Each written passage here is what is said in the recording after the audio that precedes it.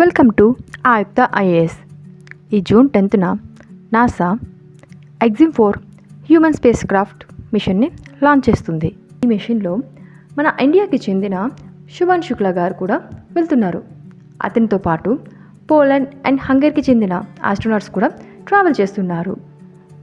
హిస్టరీలో first time different countries వాళ్ళ ఆస్ట్రోనాట్స్ని అఫీషియల్గా సెండ్ చేస్తున్నాయి.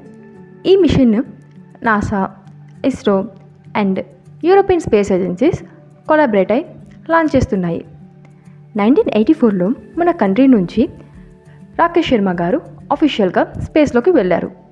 And second time Shubman Shukla గారు ఇప్పుడు అఫీషియల్గా మన కంట్రీ నుండి స్పేస్లోకి వెళ్ళబోతున్నారు.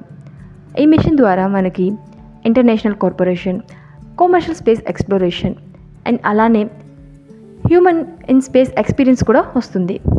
అండ్ రీసెంట్ టైమ్స్లో students are showing more interest on space and technology, science and technology.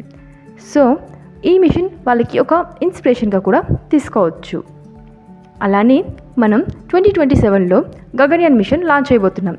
ఈ మిషన్లో శుభన్ శుక్లా గారితో పాటు ప్రశాంత్ బాలకృష్ణ నాయర్, అజిత్ కృష్ణ అండ్ అంగద్ ప్రతాప్ గారు కూడా ట్రావెల్ చేయబోతున్నారు. Thank you all.